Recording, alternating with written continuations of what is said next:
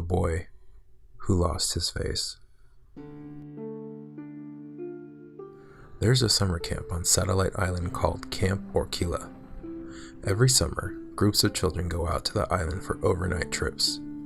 The campers stay there for a few nights and go hiking and explore the island. There are a lot of tall cliffs, and the trails run along the edge of the cliffs. One summer, many years ago, a group of campers went out on a trip to Satellite Island. One of the campers was a 7-year-old boy named Johnny. He was a bit of a loner and didn't mix well with the other kids. He liked to wander off on his own, and the counselors constantly had to keep an eye on him. On the first day, after they built camp, the counselors took the kids for a long hike on the trails around the perimeter of the island. Halfway through the hike, Johnny wandered off from the group and nobody could find him. They doubled back and searched the trail, but there was no sign of him. The sun was setting, and the counselors had to take the kids back to camp before it got dark. Later that night, the counselors were about to go to bed when they saw Johnny come walking down from the trails. They were relieved that they weren't going to have to report a missing child, but they were also angry that he had ignored their warnings and wandered off from the group. The next day, as punishment, Johnny wasn't allowed to leave the campsite. He had to stay behind while the others went to explore the island. On the third day, Johnny begged to be allowed to go hiking again and explore the rest of the island. The counselors reluctantly decided to let him go with them again on the hike, but they warned him not to wander off on his own again. However, while the kids were exploring the inner part of the island, Johnny disappeared. Again. The counselors searched for him, but the island is quite large, and they weren't able to find him. Eventually, the sun began to set, and they were worried that if they stayed out after dark, they might run the risk of getting lost themselves. So the counselors had to take the other kids and make their way back to the campsite, leaving Johnny alone in the woods. Again. They all assumed Johnny would come back on his own again. But that night, as they were going to bed, there was still no sign of Johnny.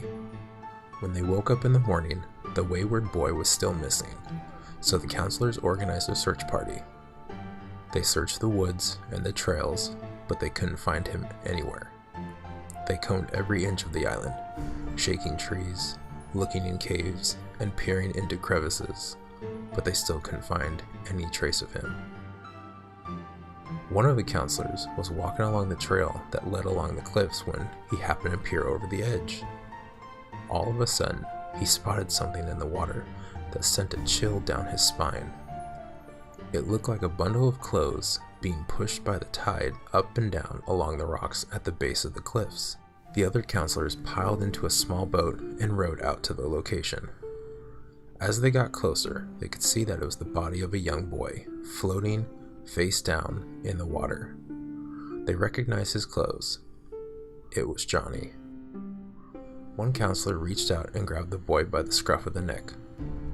As he tried to pull the body onto the boat, the small corpse flipped over, and the counselor let out a horrified scream. Everybody on the boat saw Johnny's face, or what was left of it. The grisly sight made them vomit over the side. Johnny's face was gone, scraped off by the jagged rocks at the base of the cliff.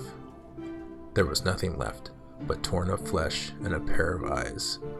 Cold, dead eyes, wide open and staring back at them. They had to call the Coast Guard to come take the body. Johnny's parents were overcome with grief. Ever since then, they say the ghost of Johnny haunts Satellite Island. They call him Johnny No Face. If you're on the island at night, it is said that you can see his eyes, just a pair of cold, dead eyes, staring back at you from the trees, silently watching you.